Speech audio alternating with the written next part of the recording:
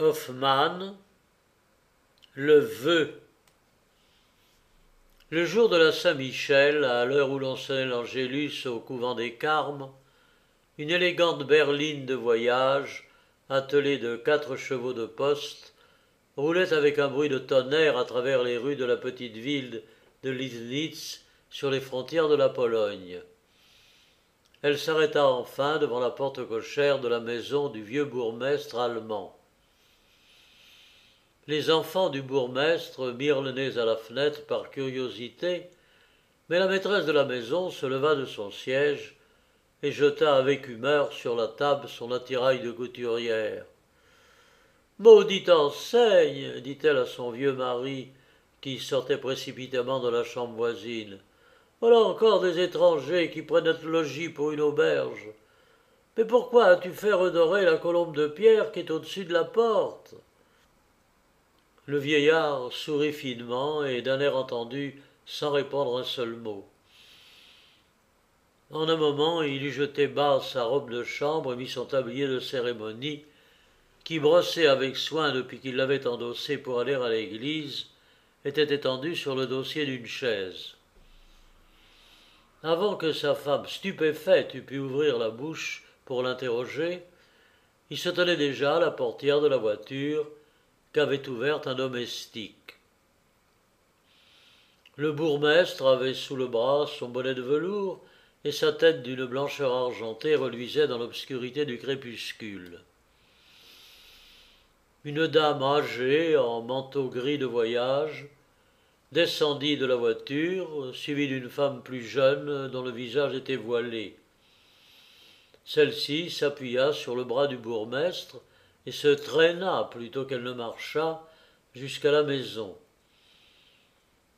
À peine fut-elle entrée dans la chambre qu'elle retomba à moitié évanouie sur un fauteuil qu'à un signe de son mari, la maîtresse du logis s'était empressée de lui avancer. « La pauvre enfant !» dit la dame âgée au bourgmestre d'une voix basse et mélancolique. « Il faut que je reste quelques instants auprès d'elle. »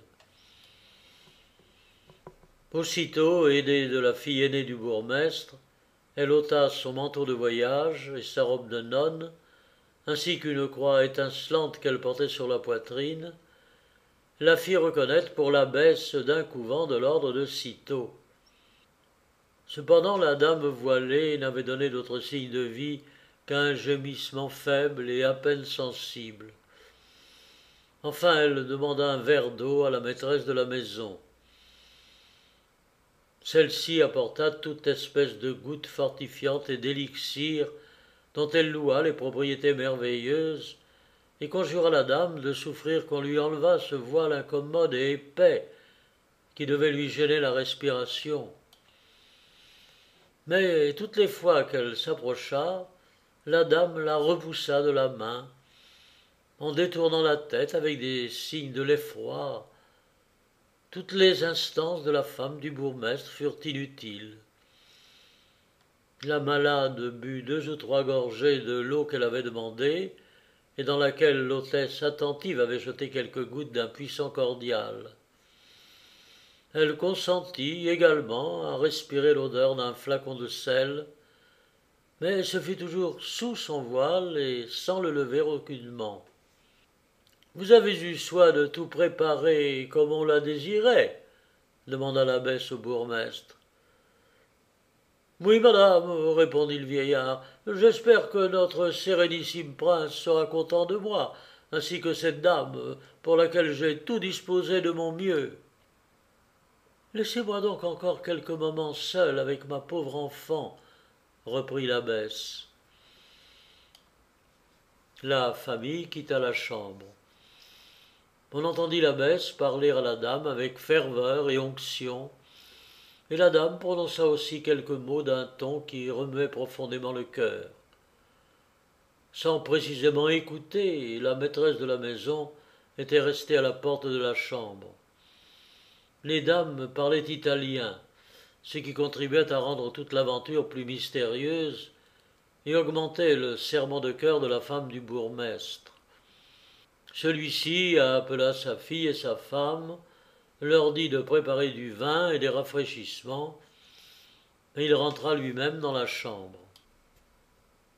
La dame voilée se tenait devant l'abbesse, la tête inclinée et les mains jointes, et paraissait plus tranquille.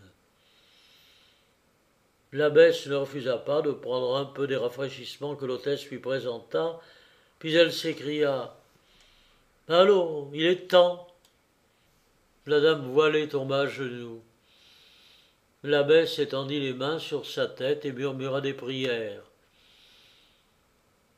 Quand elles furent terminées, l'abbesse serra sa compagne dans ses bras, la pressa contre son cœur avec une violence qui prouvait l'excès de sa douleur, et des larmes abondantes roulèrent le long de ses joues. Puis, avec une dignité ferme et imposante, elle donna la bénédiction à la famille, et, aidée du vieillard, monta précipitamment dans sa voiture à laquelle on avait mis des chevaux frais. Le postillon excita les chevaux qui hennissaient bruyamment et la voiture s'éloigna avec rapidité. Quand la maîtresse de la maison vit que la dame voilée, pour laquelle on avait descendu de la voiture 2 coffres pesants, allait séjourner longtemps dans la maison, elle ne put se défendre d'un sentiment pénible d'inquiétude et de curiosité. Elle courut dans le vestibule au-devant de son mari et l'arrêta au passage au moment où il allait entrer dans la chambre. « Au nom du Christ, murmura-t-elle d'une voix troublée, mais quel hôte m'as-tu amené? Car tu étais prévenu de tout et tu ne m'avais pas dit un mot. » « Je t'apprendrai tout ce que je sais moi-même, répondit tranquillement le vieillard. Ah, ah, ah, poursuivit la femme avec un redoublement d'agitation, mais tu ne sais peut-être pas tout. Tu n'étais pas tout à l'heure dans la chambre. Dès que madame l'abbesse fut partie, sa compagne se trouva probablement trop gênée par son épais voile, et elle a ôté le grand crêpe noir qui lui tombait jusqu'aux pieds, et je vis. « Eh bien, que vis-tu » interrompit le vieillard. Sa femme, tremblante, promenait autour d'elle des regards effarés, comme si elle eût aperçu un spectre. « Rien, reprit-elle. Je ne pus distinguer complètement les traits du visage, sous le mince voile qui les couvrait encore, mais ils me semblèrent d'une couleur de cadavre. Oui, d'une affreuse couleur de cadavre. Mais, mon vieux, remarque aussi qu'il est évident qu'il n'est que trop évident, qu'il est aussi clair que le jour, que la dame est enceinte. Elle va accoucher dans quelques semaines. »« Je le sais, femme, dit le bourgmestre d'un ton maussade, et de peur que tu ne tombes malade d'inquiétude et de curiosité, je vais t'éclaircir ce mystère en 2 mots. Apprends donc que le prince Zabolski, notre puissant protecteur, m'écrivit il y a quelques semaines que l'abbesse du couvent de l'ordre de Cîteaux à Oppeln m'amènerait une dame qui me priait de recevoir dans ma maison, sans bruit et en évitant avec soin les regards indiscrets. La dame, qui ne veut pas prendre d'autre nom que celui de Célestine, attendra chez moi sa prochaine délivrance et puis elle partira avec l'enfant qu'elle aura mis au monde. Si j'ajoute à cela que le prince m'a recommandé de la manière la plus pressante d'avoir pour cette dame les plus grandes attentions, et que, pour première indemnité de mes déboursés et de mes peines, il m'a envoyé une grosse bourse pleine de ducats, qu'il était facile de trouver et de guigner dans ma commode, tous tes scrupules seront sans doute levés. Nous devrons donc, dit l'hôtesse, prêter les mains aux péchés que commettent les grands personnages. Avant que le vieillard eût eu le temps de lui répondre, sa fille sortit de l'appartement et leur cria que la dame, ayant besoin de repos, désirait être conduite dans la chambre qui lui était destinée. Le bourgmestre avait fait arranger aussi bien qu'il l'avait pu les 2 petites chambres de l'étage supérieur, et il ne fut pas médiocrement embarrassé lorsque Célestine lui demanda si, outre ces 2 pièces, il n'en avait pas une dont la fenêtre donnait sur le derrière. Il lui répondit négativement, et ajouta seulement, pour l'acquit de sa conscience, qu'à la vérité il y avait encore une petite chambre avec une seule fenêtre sur le jardin, mais qu'à proprement parler ce n'était pas une chambre, mais simplement une mauvaise mansarde, une misérable cellule à peine capable de contenir un lit, une table et une chaise. Célestine demanda sur-le-champ à voir cette chambre, et déclara, dès qu'elle y fut entrée, que ce logement répondait à ses désirs et à ses besoins, qu'elle n'en souhaitait pas d'autre et qu'elle la changerait contre une plus grande dans le cas où il lui faudrait une garde malade. Le bourgmestre avait comparé cette étroite chambre à une cellule, et dès le lendemain la comparaison se trouvait exacte.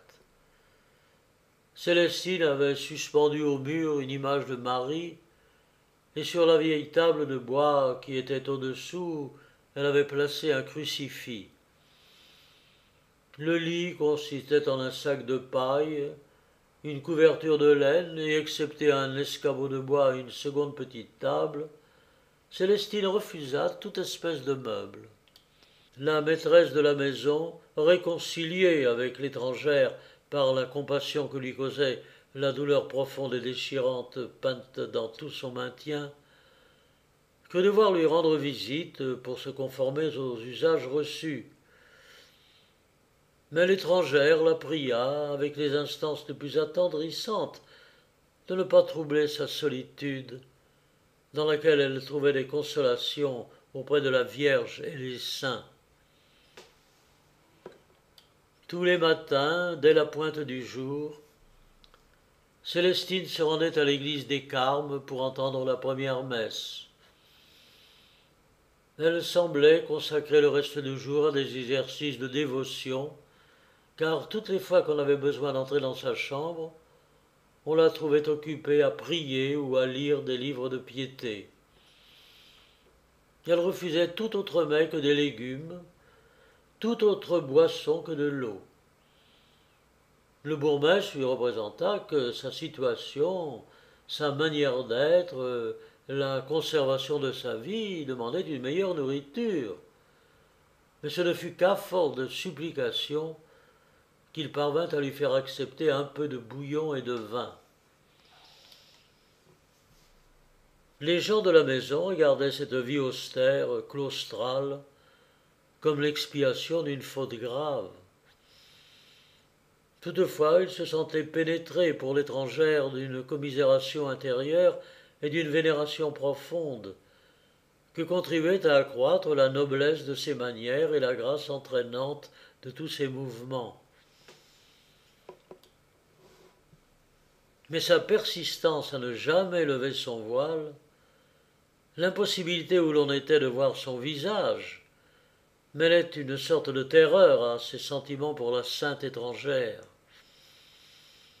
Personne ne l'approchait, si ce n'est le bourgmestre et la partie féminine de sa famille. Et ces personnes, qui n'étaient jamais sorties de leur petite ville, n'auraient pu reconnaître les traits d'une figure qu'elles n'avaient jamais vue et arriver à découvrir le mystère. Ainsi, à quoi bon ce voile? L'imagination active des femmes inventa bientôt une histoire effroyable. Un signe redoutable, disait-elle. La marque de la griffe du diable avait affreusement sillonné le visage de l'étrangère, et de là ce voile épais. Le bourgmestre eut bien de la peine à réprimer les caquets et à empêcher qu'au moins devant la porte de sa maison on se permît des conjectures erronées sur le compte de l'étrangère dont on connaissait déjà l'installation chez lui. On avait aussi remarqué les promenades de Célestine au couvent des Carmélites, et bientôt on la nomma la Dame Noire du bourgmestre, qualification qui entraînait d'elle-même l'idée d'une apparition surnaturelle. Le hasard voulut qu'un jour que la fille du bourgmestre apportait à manger à Célestine dans sa chambre, un courant d'air souleva le voile.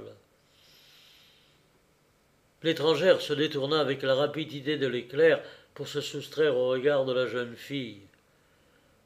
Mais celle-ci devint pâle et se mit à trembler de tous ses membres. Elle n'avait point distingué de traits, mais comme sa mère, elle avait vu une face cadavéreuse et d'une blancheur de marbre, et dans deux cavités profondes des yeux qui lançaient des regards étranges.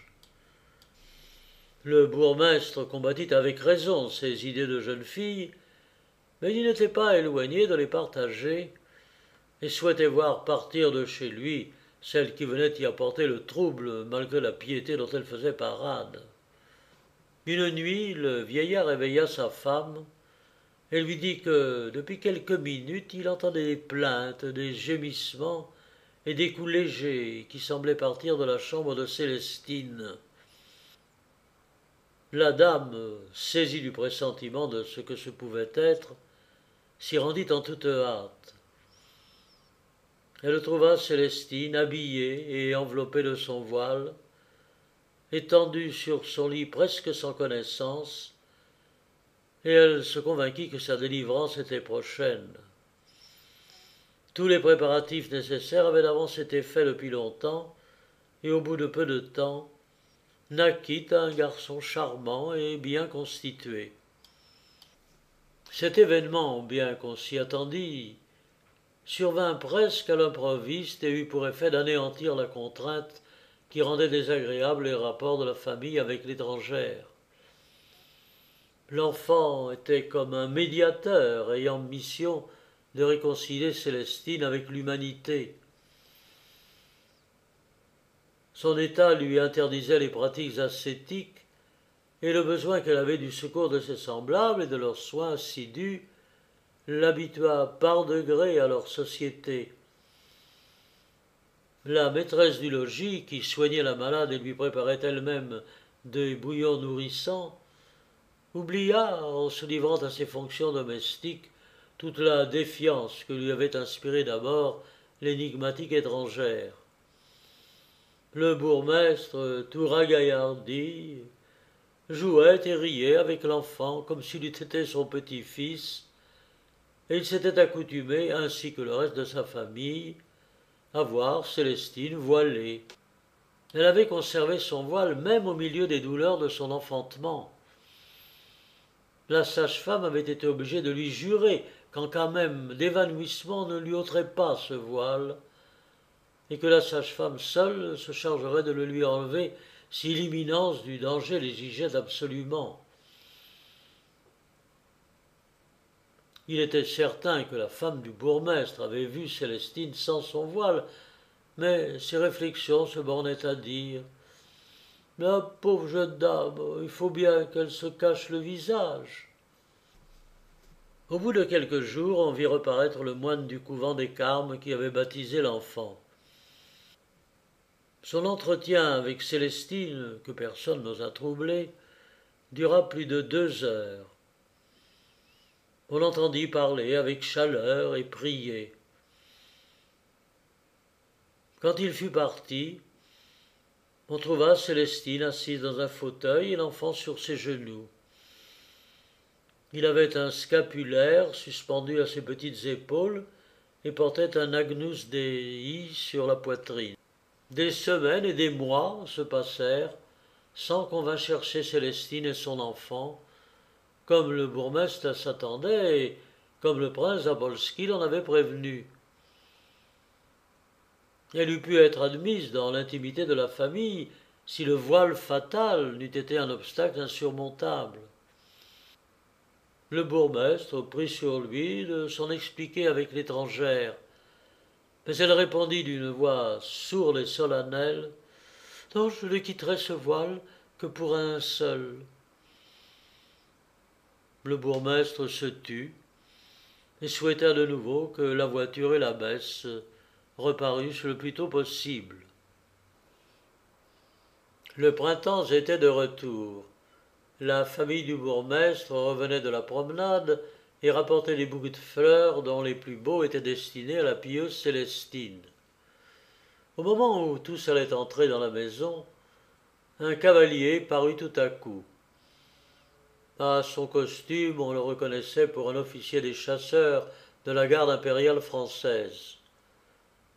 Il demanda avec empressement le bourgmestre. « C'est moi-même, dit le vieillard, et vous êtes à ma porte. » Le cavalier sauta à bas de son cheval, qu'il attacha à un poteau, et se précipita dans la maison en criant d'une voix perçante « Elle est ici, elle est ici !» Il monta rapidement, on entendit une porte s'ouvrir, et Célestine poussait un cri d'angoisse. Le bourgmestre, saisi d'effroi, accourut. L'étranger avait arraché l'enfant de son berceau, l'avait enveloppé de son manteau et le tenait de son bras gauche, tandis que du droit il repoussait Célestine, qui employait toutes ses forces pour arracher l'enfant au ravisseur. Dans cette lutte, l'officier arracha le voile, et l'on vit un visage pâle et inanimé, ombragé de boucles de cheveux noirs, et des yeux qui dardaient des éclairs du fond de leurs sombres orbites, pendant que des clameurs perçantes partaient de leurs lèvres immobiles et à demi ouvertes. Le bourgmestre s'aperçut que Célestine portait un masque blanc, étroitement attaché à son visage, dont il dessinait les contours. « Femme horrible !» s'écria l'officier. « Veux-tu que je partage ta folie ?» Mais il repoussa Célestine avec tant de force qu'elle tomba à terre. Elle embrassa ses genoux et parut en proie à une invincible douleur. « Laisse-moi cet enfant !» dit-elle d'un ton suppliant qui déchirait le cœur. « Sur ton salut éternel, il t'est défendu de me le ravir. Au nom du Christ, au nom de la Sainte Vierge, laisse-moi cet enfant, laisse-moi cet enfant. » Malgré ces accents lamentables, aucun muscle ne se remuait. Les lèvres de ce visage de mort demeuraient immobiles, de sorte que le vieillard, sa femme et tous ceux qui l'avaient suivi sentirent leur sang se glacer d'horreur dans leurs veines. « Non !» s'écria l'officier, comme emporté par son désespoir. « Non, femme inhumaine et inexorable, tu peux m'arracher le cœur, mais dans ton délire funeste, tu ne dois pas perdre cet être que le ciel a destiné à apaiser les douleurs d'une blessure qui saigne encore. » L'officier serra avec plus de force contre son sein l'enfant qui se mit à pleurer et à pousser des cris. « Vengeance !» hurla Célestine d'une voix sourde. « Vengeance du ciel sur toi, meurtrier !»« Laisse-moi, laisse-moi, éloigne-toi, apparition sortie de l'enfer !» s'écria l'officier. Et par un mouvement convulsif, il repoussa du pied Célestine et voulut gagner la porte. Le bourgmestre lui barra le passage. Mais l'officier tira rapidement un pistolet et en dirigea le canon vers le vieillard. « Une balle dans la tête de celui qui songera à enlever du père son enfant. » En disant ces mots, il descendit précipitamment l'escalier, s'élança sur son cheval sans abandonner l'enfant et partit au grand galop. L'hôtesse, le cœur serré, remonta pour soutenir et consoler Célestine, surmontant l'horreur que lui inspirait l'affreux masque de cadavre. Quel fut son étonnement en trouvant la pauvre mère au milieu de la chambre, immobile et muette comme une statue et les bras pendants. Ne pouvant supporter la vue du masque, la femme du bourgmestre remit à Célestine son voile qui était tombé sur le parquet. Celle-ci ne prononça pas un mot, ne fit pas un mouvement. Elle était réduite à l'état d'automate. En la voyant ainsi, l'hôtesse sentit un redoublement de peine et d'anxiété et pria Dieu avec ferveur de la délivrer de la funeste étrangère. Sa prière fut exaucée sur-le-champ, car la voiture qui avait amené Célestine s'arrêta devant la porte de la maison. L'abbesse entra, accompagnée du prince Zapolski, le protecteur du vieux bourgmestre. Quand celui-ci apprit ce qui venait de se passer, il dit avec beaucoup de calme et de douceur: Bon, nous arrivons trop tard, mais il faut bien nous soumettre à la volonté de Dieu. On descendit Célestine qui se laissa emporter et placer dans la voiture sans bouger, sans parler, sans donner le moindre signe de volonté et de pensée. Il sembla au vieillard et à toute la famille qu'il se réveillait d'un mauvais rêve, source de vives inquiétudes. Peu de temps après ce qui s'était passé chez le bourgmestre de Lillnitz, on enterra avec une solennité inaccoutumée une religieuse dans le couvent de l'ordre de Cîteaux à Oppeln. Le bruit courut que cette sœur était la comtesse Herménégilde de Czerska, que l'on avait crue en Italie avec la sœur de son père, la princesse Zapolska.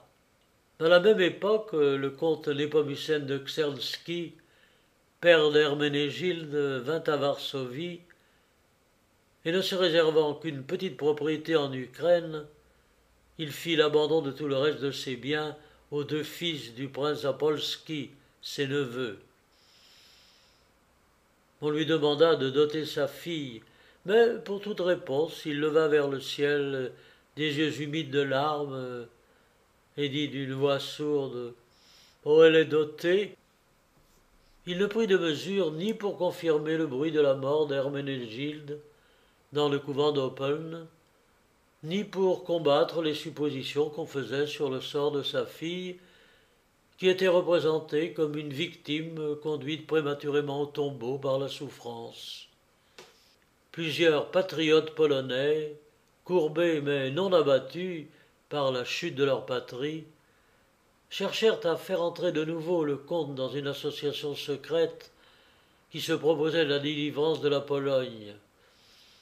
Mais ils ne trouvèrent plus en lui cet homme ardent, amant enthousiaste de la liberté et de la patrie, et dont le courage héroïque les avait soutenus jadis dans leurs nobles entreprises. C'était un vieillard sans énergie, déchiré de douleurs sauvages, étranger à toutes les choses de ce monde, et prêt à s'envelir dans une profonde solitude. Autrefois, à l'époque où le premier partage de la Pologne excita une insurrection sanglante, le château du comte Nepomucène de Czerski avait été le théâtre des assemblées secrètes des patriotes.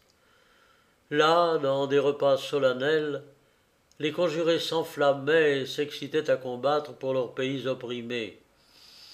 Là, Herménégilde paraissait au milieu du cercle de ses héros, semblable à un ange descendu du ciel pour les bénir.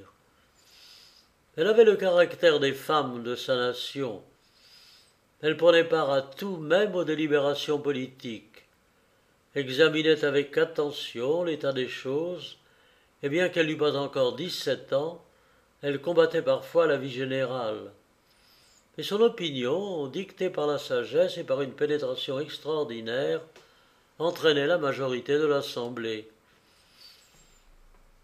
Alors Herménégilde, après elle, personne n'était plus propre au conseil et à l'examen des questions que le comte Stanislas de Lamskaï, jeune homme de 20 ans, ardent et doué de grandes qualités. Il arrivait donc que, souvent, Herménégilde et Stanislas dirigeaient seuls la conversation dans les discussions difficiles. Seuls, ils examinaient, acceptaient, rejetaient et amendaient les propositions, et souvent le résultat de ces entretiens entre deux jeunes gens était adopté forcément par des vieillards habiles à traiter les affaires de l'État et dont les anciens conseils avaient prouvé la prudence et la capacité. Il était naturel de songer à une union entre ces deux jeunes gens, dont les talents surnaturels pouvaient être l'instrument du salut de la patrie. En outre, une alliance étroite entre leurs familles semblait en même temps demandée par le politique, parce qu'on les croyait animées, l'une contre l'autre, par des intérêts opposés, circonstance qui avait entraîné la chute de plusieurs familles polonaises. Herménégilde, pénétré de ses vues, accepta comme un présent de la patrie l'époux qu'on lui destinait. Les réunions patriotiques qui se tenaient au château de son père se terminèrent par les fiançailles solennelles d'Herménégilde et de Stanislas. On sait que les Polonais succombèrent et que la chute de Kosciuszko entraîna celle d'une entreprise basée sur une trop grande confiance des combattants en eux-mêmes, sur de fausses prévisions et sur une fidélité chevaleresque. Le comte Stanislas, auquel ses débuts dans la carrière militaire, sa jeunesse et sa force assignaient une place dans l'armée, se battit avec le courage d'un lion. Il échappa avec peine à une honteuse captivité et revint grièvement blessé. Seul encore Herménégilde l'attachait à la vie. Il croyait trouver dans ses bras des consolations et l'espérance qu'il avait perdue.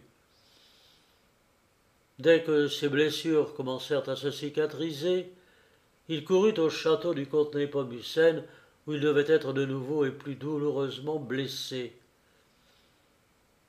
Herménégilde le reçut avec une hauteur presque dédaigneuse.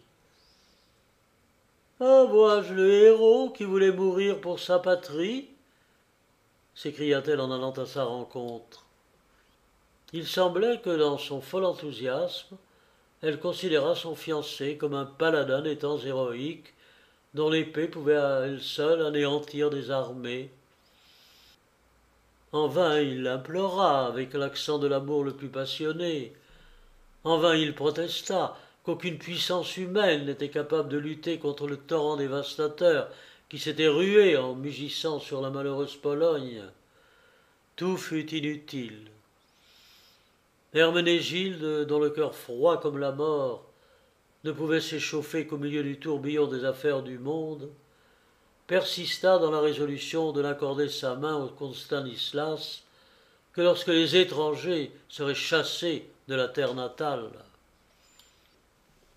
Le comte vit trop tard qu'Herménégilde ne l'aimait pas et fut forcé de s'avouer que la condition qu'on lui imposait, si toutefois elle n'était jamais remplie, ne le serait du moins que dans un temps bien éloigné. Il jura à sa bien-aimée de lui être fidèle jusqu'à la mort et la quitta pour aller prendre du service dans l'armée française qui combattait en Italie. On dit des femmes polonaises qu'elles ont un caractère fantasque qui leur est propre. Une sensibilité profonde, de la légèreté et de l'abandon, une abnégation stoïque, des passions brûlantes, une froideur glaciale, tout cela repose pêle-mêle dans leur âme et produit à la surface une étonnante instabilité. Les jeux de leur humeur capricieuse sont semblables à ceux d'un ruisseau remué dans sa profondeur, à la superficie duquel de nouvelles ondes montent sans cesse en murmurant. Herménégilde vit avec indifférence s'éloigner son fiancé. Mais quelques jours s'étaient à peine écoulés qu'elle se sentit saisie d'un désir inexprimable, comme on peut seul enfanter l'amour le plus ardent.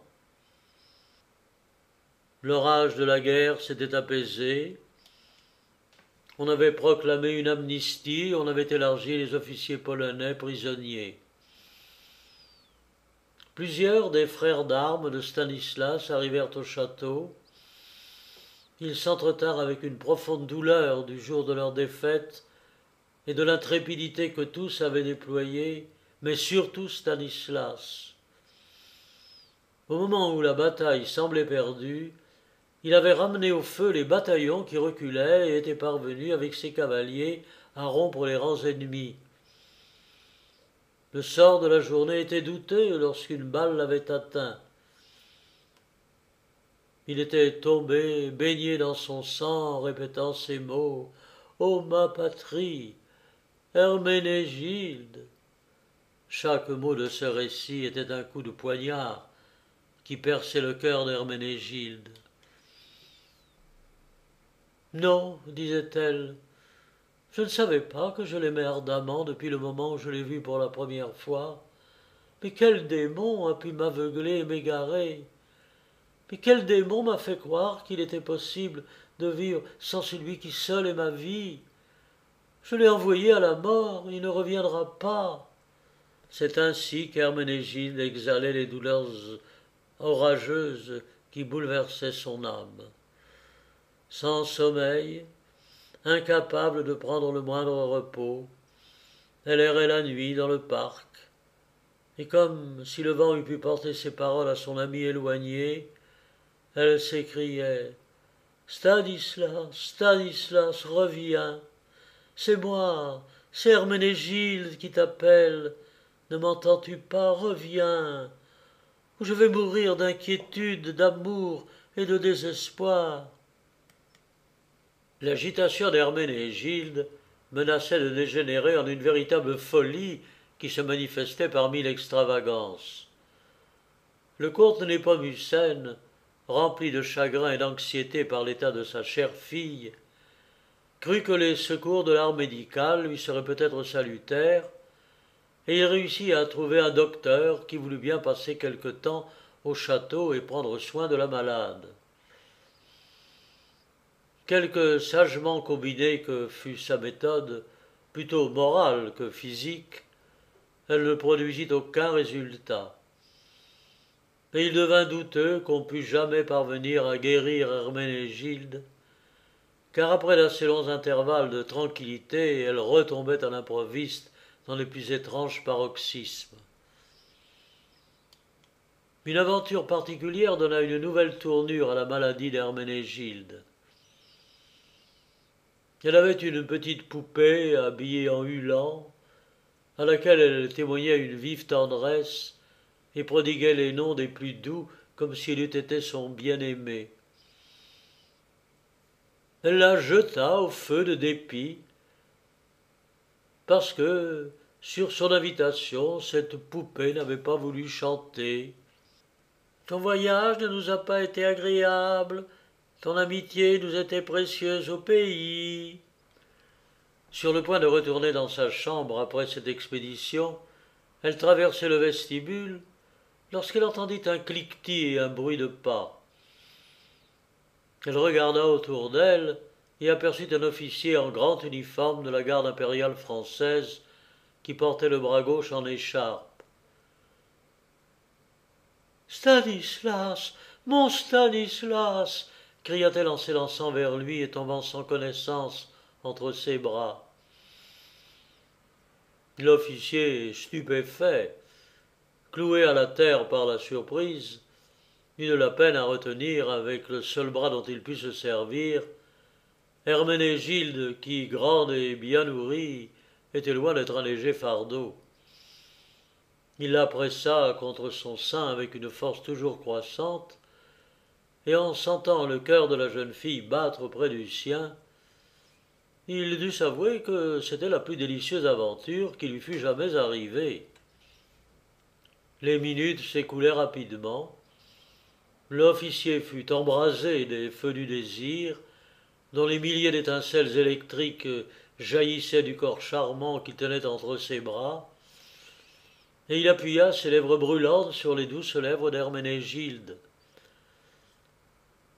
Ce fut ainsi que les trouva le comte Népomucène qui sortait de sa chambre.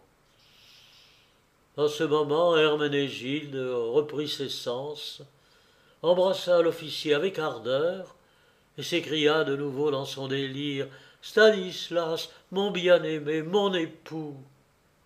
L'officier, le visage brillant, tremblant, perdant toute contenance, fit un pas en arrière et se déroba doucement à l'étreinte convulsive d'Herménégilde. « C'est le plus doux moment de ma vie, balbutia-t-il timidement, mais je ne veux pas jouir d'un bonheur qu'une erreur seule me procure. Je ne suis pas Stanislas, hélas, je ne le suis pas. » À ces mots, Herménégilde, épouvantée, bondit en arrière.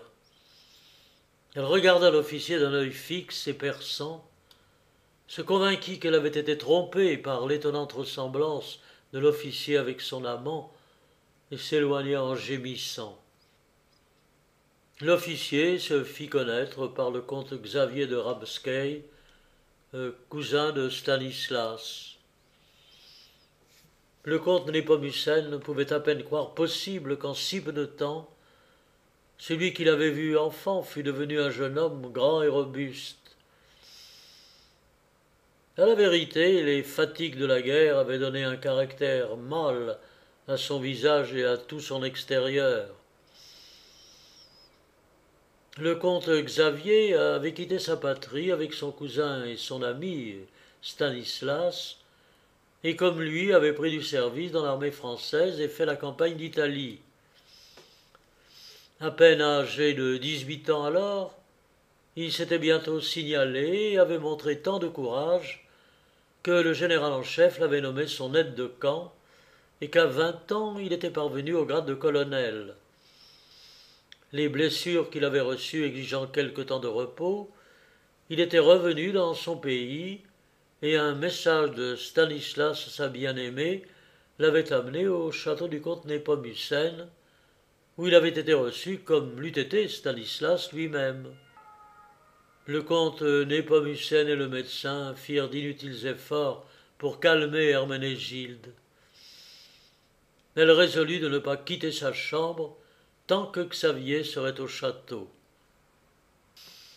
Xavier était profondément affligé d'être condamné à ne plus revoir Herménégilde. Il lui écrivit qu'elle lui faisait expier bien rigoureusement une ressemblance malheureuse pour lui et dont il n'était pas coupable.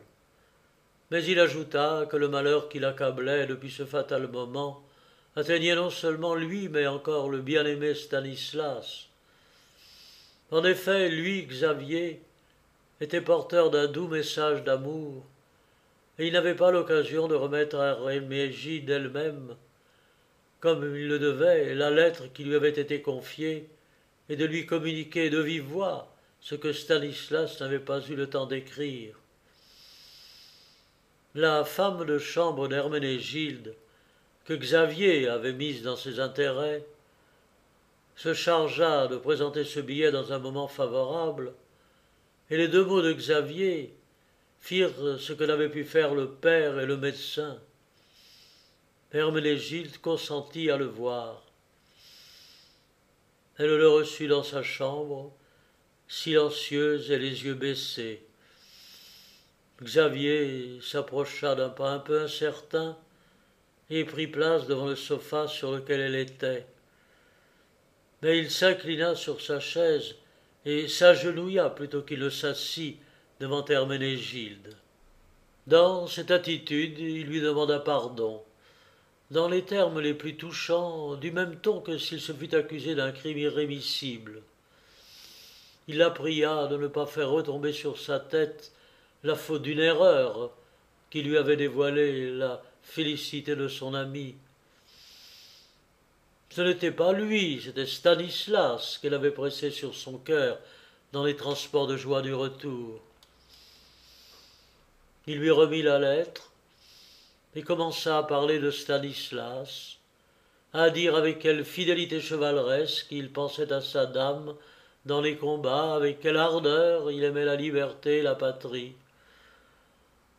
Le feu et la vivacité du récit de Xavier entraînèrent Herménégilde.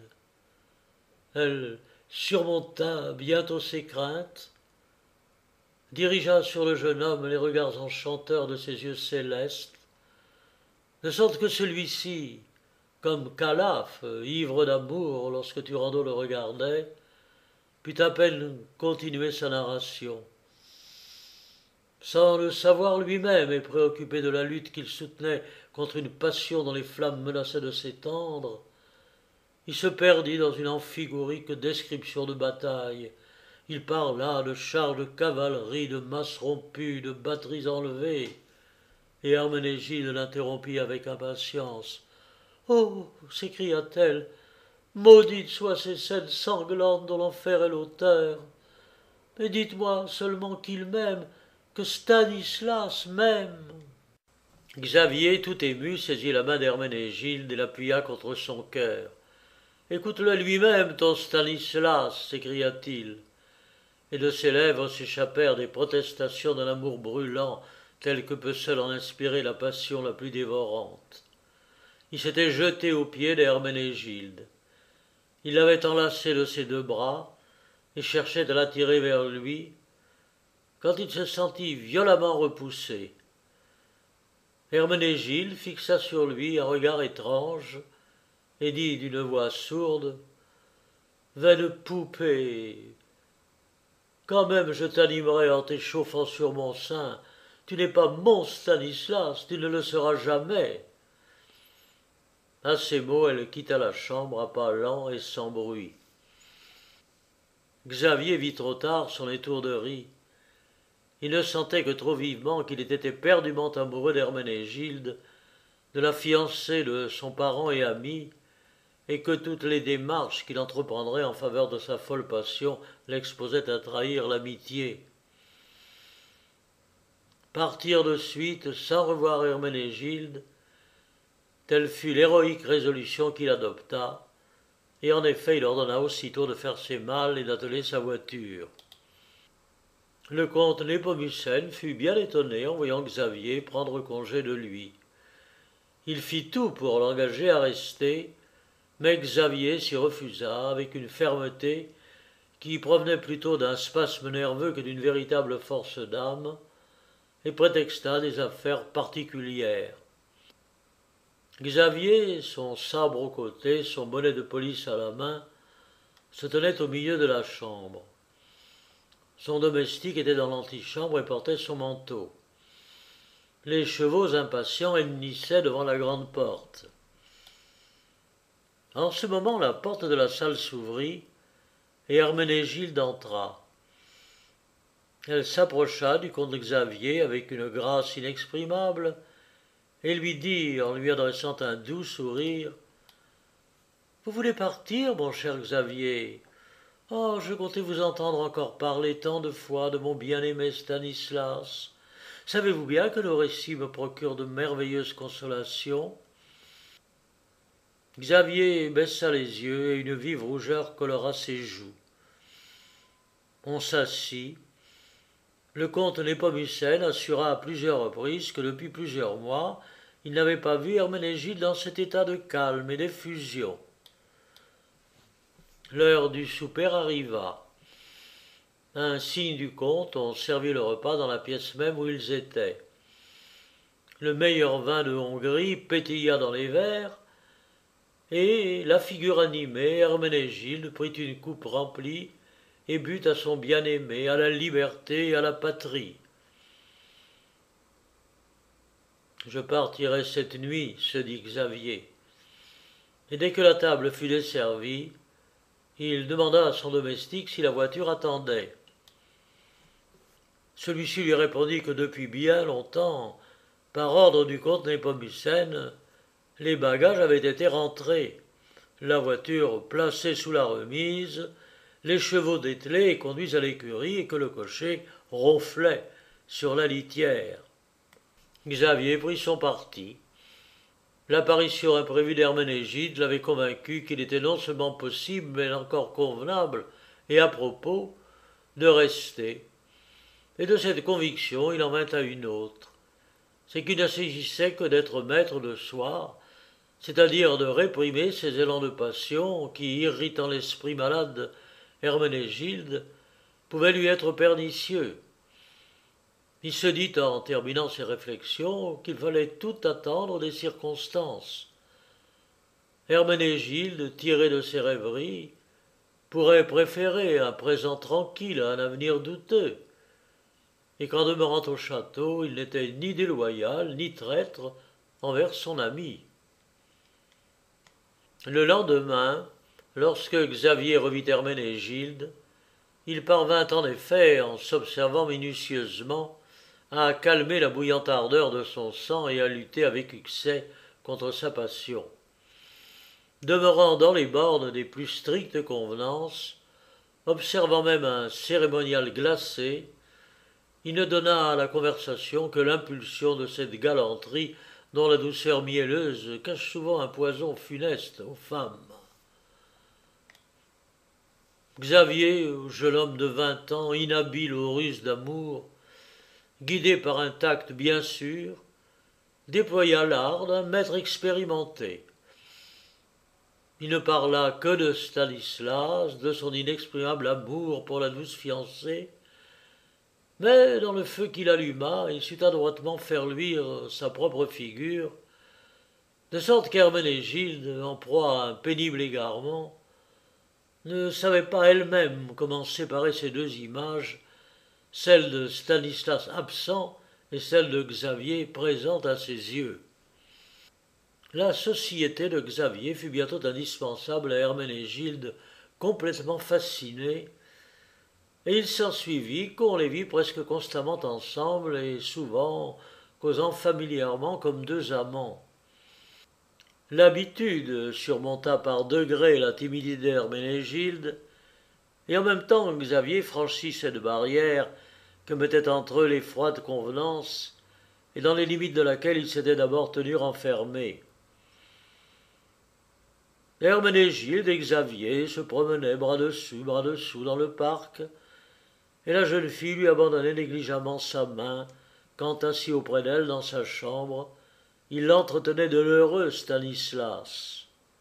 Absorbé par les affaires d'État, par ce qui avait rapport à sa patrie, le comte Népomucène n'était pas capable de sonder la profondeur des cœurs. Il se contentait de voir ce qui se passait à la superficie. Sa pensée morte pour tout le reste ne pouvait, semblable à un miroir, réfléchir que passagèrement les images fugitives de la vie, et elle s'évanouissait devant lui sans laisser de traces. Il ne se douta nullement de l'état du cœur d'Herménégilde, et trouva bon qu'il eût enfin changé contre un jeune homme vivant la poupée que son délire lui avait fait prendre pour son bien-aimé. Il crut montrer beaucoup de finesse en prévoyant que Xavier, gendre aussi convenable que tout autre à ses yeux, ne tarderait pas à remplacer Stanislas. Il ne pensa plus au fidèle fiancé. Xavier eut des idées analogues. Il se persuada qu'au bout de quelques mois, Herménégilde, quelque préoccupée qu'elle fût de la pensée de Stanislas, consentirait pourtant à écouter les vœux de celui qui le remplaçait. Un matin, on fut averti qu'Herménégilde s'était renfermée dans son appartement avec sa femme de chambre et qu'elle ne voulait voir personne. Le comte Népomucène crut simplement que c'était un nouveau paroxysme qui ne durerait pas. Il pria le comte Xavier d'employer à la guérison de sa fille l'empire qu'il avait obtenu sur elle. Mais quel fut son étonnement lorsque Xavier non seulement se refusa à approcher d'Herménégilde sous aucun prétexte, mais encore laissa voir un changement total dans sa manière d'être. Au lieu de montrer, comme auparavant, une hardiesse portée presque à l'excès, il était troublé comme s'il avait aperçu les fantômes. Le son de sa voix était tremblant, il s'exprimait avec peine et ses discours étaient vagues et incohérents. Il dit qu'il était obligé de retourner à Varsovie, qu'il ne reverrait jamais Herménégilde, que dernièrement l'égarement de la malade l'avait rempli d'épouvante, qu'il renonçait à toutes les félicités de l'amour, que la félicité d'Herménégilde, poussée jusqu'au délire, lui avait fait sentir à sa grande confusion l'étendue de la perfidie dont il allait se rendre coupable à l'égard de son ami, et qu'une prompte fuite était son unique ressource. Le comte Népomucène ne comprit rien à ce discours, et fut tenté de croire que l'extravagance d'Herménégilde s'était communiquée au jeune homme. Il chercha à le calmer, mais inutilement. Plus le comte lui prouvait la nécessité de voir sa fille pour la guérir de toutes ses bizarreries, plus Xavier s'opiniâtrait à refuser. Il coupa court à l'entretien en se jetant dans sa voiture et en s'éloignant comme poussé par une puissance invisible et incompréhensible. Le comte Népomucène, irrité et chagrin de la conduite d'Herménégilde, ne s'inquiéta plus d'elle, et il arriva qu'elle passa plusieurs jours enfermée dans son appartement sans voir d'autre personne que sa femme de chambre. Un jour, le comte Népomucène était assis dans sa chambre et plongé dans ses réflexions. Il songeait aux exploits de l'homme que les Polonais invoquaient alors comme une fausse idole. Tout à coup, la porte s'ouvrit, et Herménégilde parut en grand deuil et presque entièrement couverte d'un long voile noir. Elle s'approcha de son père à pas lents et solennels, tomba à ses genoux et dit d'une voix tremblante: « Oh mon père, le comte Stanislas, mon bien-aimé fiancé, n'est plus. Il est tombé en brave dans une lutte sanglante. Sa déplorable veuve est à genoux devant toi. » Le comte Népomucène dut considérer ces paroles comme une nouvelle preuve du dérangement de l'esprit d'Herménégilde, d'autant plus que le jour précédent il avait reçu des nouvelles de la bonne santé de Stanislas. Il releva doucement la jeune fille. « Rassure-toi, ma chère fille, dit-il. Stanislas se porte bien, bientôt il sera dans tes bras. » Herménégilde poussa un soupir qui ressemblait au râle d'un agonisant, et, déchirée par une douleur sauvage, elle s'affaissa et tomba à côté de son père sur les coussins de sofa. Elle fut quelques instants à se remettre et reprit avec un calme singulier: « Laisse-moi te dire, mon cher père, comment tout cela s'est passé, car il faut que tu le saches pour reconnaître en moi la veuve du comte Stanislas. Apprends qu'il y a 6 jours, au moment du crépuscule, je me trouvais dans le pavillon situé au sud de notre parc. Tout mon être, toutes mes pensées se tournèrent vers mon bien-aimé. Je sentis mes yeux se fermer involontairement. Je ne dormais pas, mais j'étais plongé dans un étrange état auquel je ne puis donner que le nom d'hallucination. Et bientôt, tout bourdonna et tourna autour de moi. J'entendis un sinistre tumulte et un bruit de coups de feu qui se rapprocha de plus en plus. Je me levai et fus bien étonné de me trouver dans une tente. Il était à genoux devant moi. C'était bien mon Stanislas. Je l'entourais de mes bras, je le pressais contre mon cœur. « Dieu soit béni !» m'écriai-je. « Oh, tu vis, tu es à moi !» Et il me dit qu'immédiatement après la cérémonie nuptiale, j'étais tombé dans un évanouissement profond, et ce fut alors seulement que je me rappelai la bénédiction donnée à mon époux et à moi dans la chapelle voisine par le père Cyprien, au milieu du fracas de l'artillerie et de l'agitation du combat. Je vis alors le vénérable prêtre sortir de la tente. L'anneau d'or du mariage étincelait à mon doigt. Le bonheur que je ressentais à serrer mon époux dans mes bras était inexprimable. Un ravissement sans nom, que je n'avais jamais éprouvé, remplit toute mon âme. Mes sens s'égarèrent, un froid glacial s'empara de moi.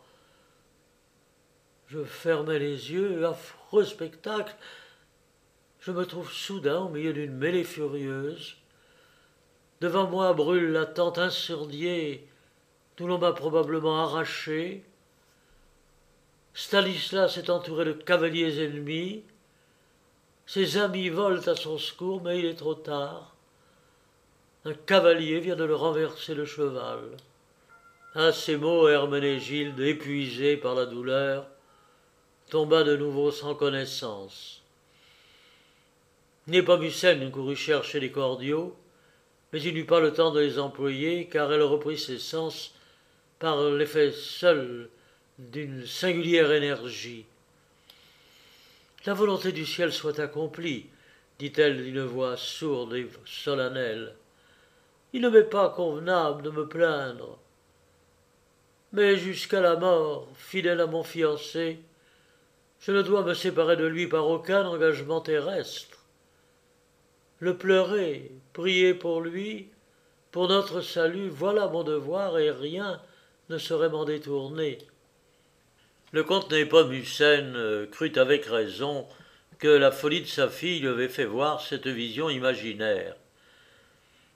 Il espéra que le deuil d'Hermégénide ferait succéder une douleur tranquille et concentrée à une agitation désordonnée et compta sur le retour du comte Stanislas pour mettre un terme à cette nouvelle extravagance. Parfois, le comte Népomucène laissait tomber les mots de rêverie et de vision, mais Herménégilde souriait amèrement, pressait sur ses lèvres l'anneau d'or qu'elle portait au doigt et le baignait de larmes brûlantes. Le comte Népomucène remarqua avec étonnement que cet anneau n'appartenait réellement pas à sa fille. Il ne le lui avait jamais vu et il se livra à 1000 conjectures sur la source d'où il pouvait provenir, mais sans se donner la peine de faire une enquête sérieuse. Une mauvaise nouvelle vint l'affliger, le comte Stanislas avait été fait prisonnier. Vers cette époque, le prince Zapolski arriva avec sa femme. La mère d'Herménégilde étant morte jeune, la princesse l'avait remplacée auprès de l'orpheline, et celle-ci lui témoignait un dévouement filial. Elle lui ouvrit son cœur et se plaignit amèrement que bien qu'il eût les preuves les plus convaincantes de la réalité de son union avec Stanislas, on la traita de visionnaire et d'insensée. La princesse, instruite du dérangement d'idées d'Herménégilde, se garda bien de la contredire. Elle se contenta de lui assurer que le temps éclaircirait tout, et qu'en attendant il était convenable de se soumettre humblement à la volonté du ciel. La princesse fut plus attentive quand Herménégilde lui parla de son état physique et qu'elle décrivit les singuliers symptômes de l'indisposition qui paraissait la troubler. On vit la princesse veiller sur Herménégilde avec la plus vive sollicitude et une anxiété surprenante à mesure que la jeune fille parut se remettre. Une vive rougeur remplaçait la pâleur mortelle des joues et des lèvres d'Herménégilde. Ses yeux perdaient leur feu sombre et sinistre. Son regard devenait doux et serein, ses formes amaigries s'arrondissaient à vue d'œil. Bref, elle reparut dans la fleur de la jeunesse et de la beauté. Toutefois, la princesse semblait la regarder comme plus malade que jamais, car l'inquiétude peinte sur tous ses traits, elle lui demandait « Mais comment es-tu? Qu'as-tu, mon enfant? Mais qu'éprouves-tu » sino qu'Herménégilde soupirait ou que son front se couvrait de la plus légère pâleur. Le comte Népomucène, le prince et sa femme se consultèrent sur ce qu'il y avait à faire à l'égard d'Herménégilde et de son idée fixe qu'elle était la veuve de Stanislas. « Je crois, malheureusement, dit le prince, que son délire est incurable, car elle n'est pas malade physiquement, et les forces de son corps soutiennent le désordre de son âme. » À ces mots, la princesse lança vers le ciel un regard triste et pensif. « Oui, continua le prince, elle ne souffre pas, quoiqu'on la tourmente mal à propos, comme une malade, à son grand détriment. » La princesse à laquelle ces mots s'adressaient regarda en face le comte Népomucène et dit d'un ton vif et résolu. « Non, Herménégilde n'est pas malade, mais s'il était dans l'ordre des choses possibles qu'elle se fût abandonnée, bon, je serais convaincu qu'elle est enceinte. » À ces mots, elle se leva et quitta la chambre. Le comte Népomucène et le prince demeurèrent interdits et comme frappés de la foudre. Ce dernier, reprenant le premier la parole, dit que sa femme allait souvent aussi les plus singulières visions. Le comte Nepomucène répondit d'un ton sévère. « Ah, la princesse a eu raison. Une faute semblable de la part d'Herménégilde est au rang des choses impossibles. Mais si je te disais qu'une semblable pensée m'est venue hier à l'esprit, quand ma fille s'est présentée devant moi, si je te disais que cette idée ne m'a été que trop aisément suggérée par son aspect, tu comprendras naturellement combien les paroles de la princesse ont dû me causer d'émotion, de trouble et de douleur. » Ainsi, répondit le prince, oh, il faut que le médecin ou la sage-femme décide la question et que le jugement, peut-être trop précipité de la princesse, soit anéanti, ou notre honte constatée. Tous deux errèrent pendant plusieurs jours de projets en projets. L'état d'Herménégilde leur paraît suspect, et ils furent d'avis de se rapporter à la princesse sur ce qu'il y avait à faire. Celle-ci rejeta l'intervention d'un médecin peut-être bavard et fit entendre que dans 5 mois d'autres secours seraient nécessaires. « Mais quels secours » s'écrièrent à la fois le prince et le comte Nepomucène. « Oui, poursuivit la princesse en élevant la voix, ce n'est plus douteux pour moi. Ou Herménégilde est la plus infâme hypocrite que je connaisse, ou il y a là un inconcevable mystère.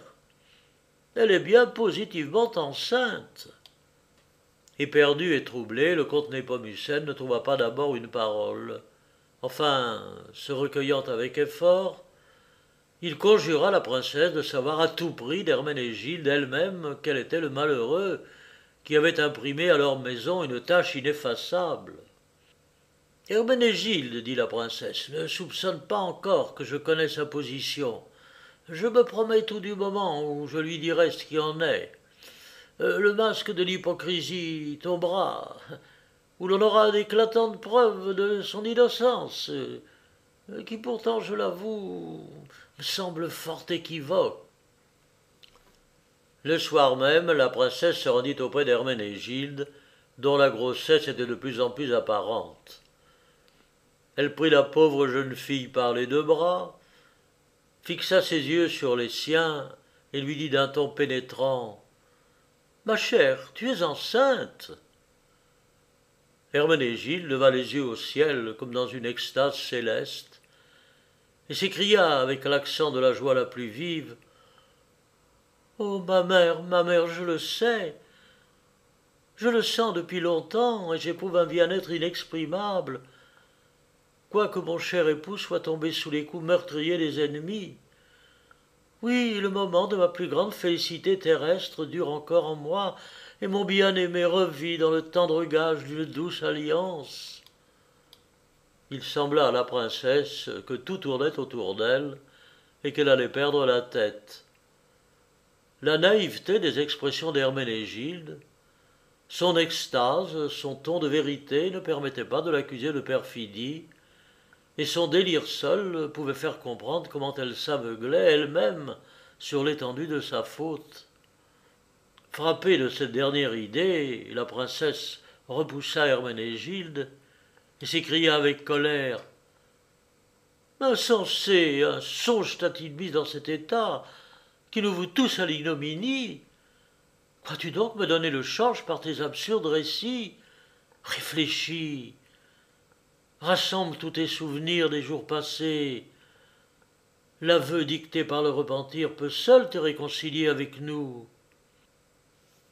Baigné de larmes, abîmé dans la douleur, Herménégilde tomba aux genoux de la princesse. « Ma mère, dit-elle d'une voix plaintive, toi aussi tu m'appelles visionnaire? Toi aussi tu refuses de croire que l'Église m'a uni à mon Stanislas, que je suis sa femme? Mais vois-tu donc seulement cet anneau à mon doigt? Que dis-je? Toi, tu connais mon état. N'est-ce pas assez pour te convaincre que je n'ai pas rêvé ?» La princesse reconnut pour vrai, à son grand étonnement, que la pensée d'une faute n'était pas venue à Herménégilde, et qu'elle n'avait ni saisi ni compris ses reproches à ce sujet.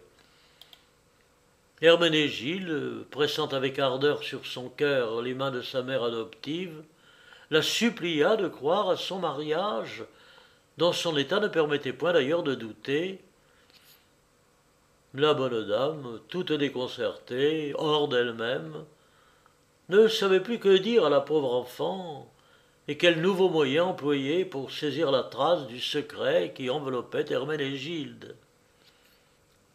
Ce ne fut que plusieurs jours après que la princesse déclara au comte Népomucène qu'il était impossible de rien savoir de sa fille, qui croyait porter dans son sein un fruit de l'amour de son époux et qui en avait même une conviction intime.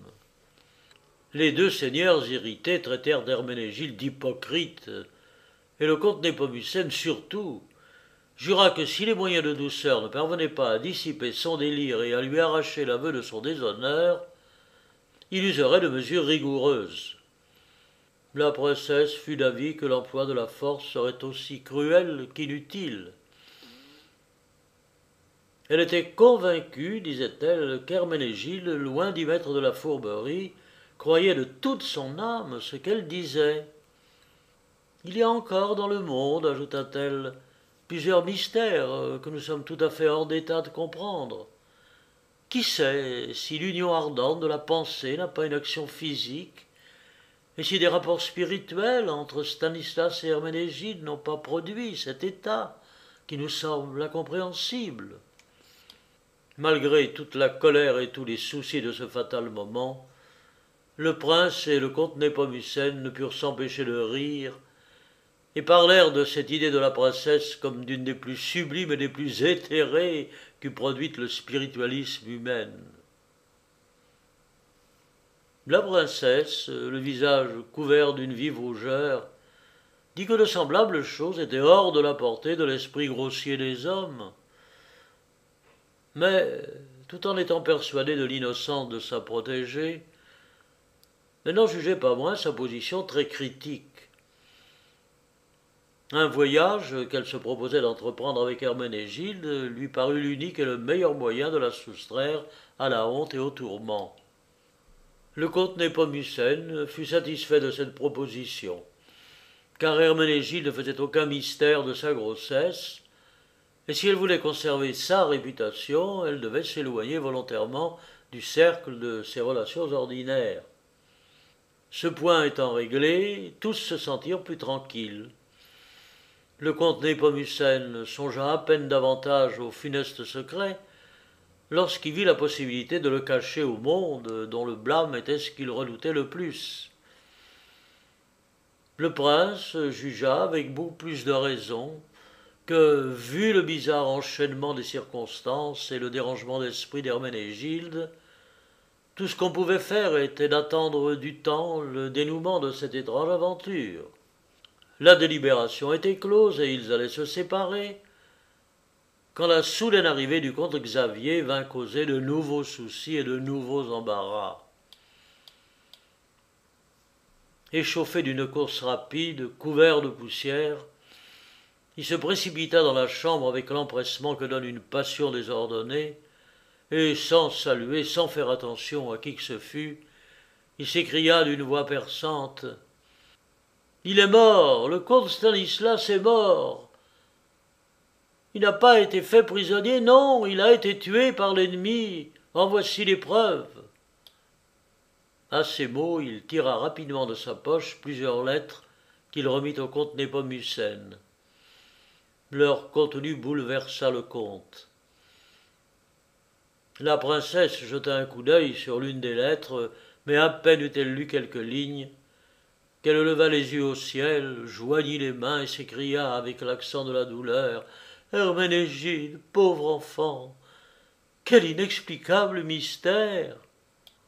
Elle venait de voir que le jour de la mort de Stanislas était précisément celui de son entrevue avec Herménégilde, et que ces deux événements semblaient s'être passés simultanément. « Il est mort, dit Xavier vivement et avec feu. Herménégilde est libre. Aucun obstacle ne s'élève contre moi, qu'il aime plus que ma vie. Je demande sa main. » Le comte Népomucène fut incapable de répondre.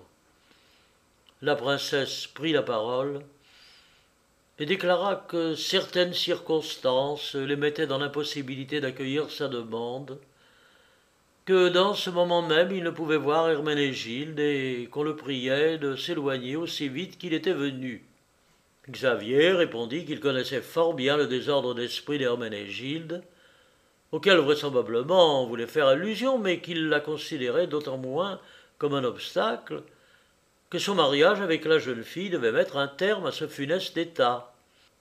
La princesse lui assura qu'Herménégilde avait juré de rester fidèle à Stanislas jusqu'à la mort, et qu'elle repousserait toute autre alliance, et qu'au reste, elle ne se trouvait plus au château. Xavier se mit à rire. Il dit que le consentement du père lui suffisait, et qu'il n'y avait qu'à lui laisser le soin de rétablir le calme dans le cœur d'Herménégilde. Irrité au dernier point de l'impétueuse importunité du jeune homme, le comte Népomucène déclara qu'il était inutile de compter sur son consentement et enjoignit à Xavier de quitter le château au plus tôt. Le comte Xavier le regarda fixement, ouvrit la porte du vestibule et cria au cocher d'apporter ses bagages, de desceller les chevaux et de les conduire à l'écurie. Puis il revint dans la chambre et se jeta dans un fauteuil près de la fenêtre. « La force seule, dit-il d'un ton calme et sévère, pourra m'arracher du château avant d'avoir vu Herménégilde, avant de lui avoir parlé. »« Mais vous y pourrez y faire un long séjour, répondit le comte Népomucène. Quant à moi, je vous cède la place et je vous demanderai la permission de quitter ces lieux. » Aussitôt, le comte Népomucène, le prince et sa femme sortirent de l'appartement pour aviser au prompt départ d'Herménégilde. Le hasard voulut qu'à cette heure-là, contre son habitude, elle se trouvât dans le parc. Xavier l'aperçut au loin par la fenêtre, courut dans le parc et atteignit enfin la jeune fille au moment où elle entrait dans le fatal pavillon du sud. Son état était déjà visible presque à tous les yeux. « Ô puissance du ciel !» s'écria Xavier. Il se précipita aux genoux d'Herménégilde, lui fit les plus brûlantes protestations d'amour et la conjura de l'accepter pour époux. « C'est un mauvais génie qui vous amène, répondit-elle éperdue de crainte et de surprise. Ne cherchez pas à troubler mon repos. Je serai fidèle jusqu'à la mort à mon bien-aimé, jamais, jamais je ne serai la femme d'un autre. » Xavier, voyant échouer les instances et les supplications, lui représenta qu'elle s'abusait elle-même, qu'elle lui avait déjà prodigué les plus douces preuves d'amour. Mais lorsqu'il se releva et voulut la serrer dans ses bras, Herménégilde, pâle comme la mort, le repoussa avec horreur et dédain. « Malheureux !» s'écria-t-elle, « fou présomptueux ! Tu ne pourras pas plus me déterminer à violer la foi promise, que tu ne peux anéantir le gage de mon union avec Stanislas. Fuis loin de mes yeux. » Xavier serra les poings et partit d'un éclat de rire méprisant. « Insensé !» s'écria-t-il. « N'as-tu pas rompu toi-même tes absurdes serments? Mais cet enfant que tu portes dans ton sein, c'est mon enfant. C'est moi qui t'ai pressé dans mes bras ici même, à cette place. Tu as été ma maîtresse, et ce titre restera le tien si tu ne l'échanges contre celui d'épouse. » Herménégilde le regarda d'un œil qui brillait des flammes de l'enfer. « Monstre !» s'écria-t-elle. Et comme frappée de mort subite, elle tomba sur le plancher du pavillon. Xavier retourna en courant au château. On eût dit qu'il était poursuivi par toutes les furies. Il s'avança vers la princesse, qu'il rencontra, lui saisit la main et l'entraîna dans le salon. « Elle m'a repoussé avec horreur, moi, le père de son enfant. »« Au nom de tous les saints, toi, Xavier, mon Dieu, parle, comment est-ce possible ?»« Me condamne qui voudra, dit Xavier un peu remis. Mais quiconque aura dans les veines un sang bouillant comme le mien sera comme moi coupable dans un pareil moment. Je trouvai Herménégilde dans le pavillon. Son état était étrange et tel que je ne puis le décrire. Elle était étendue sur le canapé et semblait rêver en dormant d'un profond sommeil. À peine fus-je entré qu'elle se leva, vint à moi, me prit par la main et me conduisit à travers le pavillon à pas lents et solennels. Elle s'agenouilla, je fis de même. Elle pria et je m'aperçus bientôt qu'elle s'imaginait voir un prêtre devant nous. Elle tira de son doigt un anneau qu'elle présenta au prêtre. Je la pris et donnai à Herménégilde un anneau d'or que j'ôtai de mon doigt. Puis elle se laissa tomber dans mes bras avec toutes les marques du plus brûlant amour, et lorsque je m'enfuis, elle était dans un profond assoupissement. Misérable et crime horrible! S'écria la princesse hors d'elle-même. Le comte Népomucène et le prince entrèrent, apprirent en peu de mots les aveux de Xavier, et la délicatesse de la princesse fut vivement blessée quand ils déclarèrent que l'action criminelle de Xavier était très excusable et pouvait se réparer par son mariage avec Herménégilde. Non, dit la princesse, jamais Herménégilde n'accordera sa main à celui qui, comme un mauvais génie, a empoisonné par un crime odieux le plus sublime moment de sa vie. Il faut qu'elle m'accorde sa main, dit le comte Xavier avec une hauteur froide et dédaigneuse. Il le faut pour sauver son honneur. Je reste ici et tout s'arrangera. À ce moment se leva un bruit sourd. On rapportait au château Herménégilde que le jardinier avait trouvé sans vie dans le pavillon. On la posa sur le sofa, et avant que la princesse pût l'en empêcher, Xavier s'avança et prit la main d'Herménégilde. Elle se leva en poussant un cri affreux qui n'avait rien d'humain, mais ressemblait au gémissement perçant d'une bête fauve. Immobile, raidie par une affreuse convulsion, elle fixa sur le comte des yeux étincelants. Celui-ci chancela sous l'impression de ce regard foudroyant et murmura d'une voix à peine intelligible « Des chevaux !» Sur un signe de la princesse, on lui en prépara. « Du vin !» s'écria-t-il. Il en avala précipitamment quelques verres, sauta à cheval avec vigueur et disparut. L'état d'Herménégilde, dont le délire sombre semblait vouloir dégénérer en frénésie sauvage, changea les dispositions de Népomucène et du prince, qui reconnurent pour la première fois l'horreur de l'action irrémissible de Xavier. On voulut envoyer chercher un médecin, mais la princesse rejeta tous les secours de l'art, là où il n'y avait besoin peut-être que de consolation spirituelle. Au lieu d'un médecin, on demanda donc le père Cyprien, moine de l'ordre mendiant des Carmes et confesseur de la maison. Il réussit merveilleusement à tirer Herménégilde de son abattement et de son délire.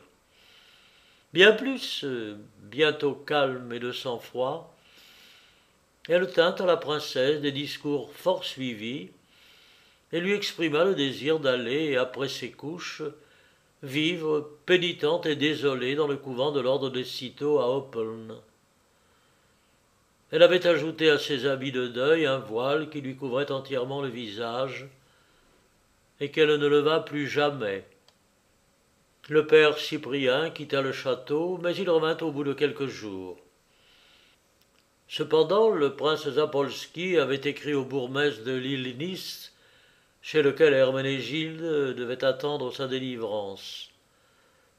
L'abbesse du couvent de l'ordre de Cîteaux, alliée de la maison, devait l'amener à Lilinice pendant que la princesse ferait un voyage en Italie, accompagnée en apparence d'Herménégilde. Il était minuit. La voiture qui devait conduire Herménégilde au couvent était prête devant la maison. Accablés de douleur, Népomucène, le prince et sa femme attendaient la malheureuse enfant dont il leur fallait prendre congé. Elle parut, couverte de son voile, à côté du moine, qui tenait un flambeau dont la lumière éclaira le vestibule.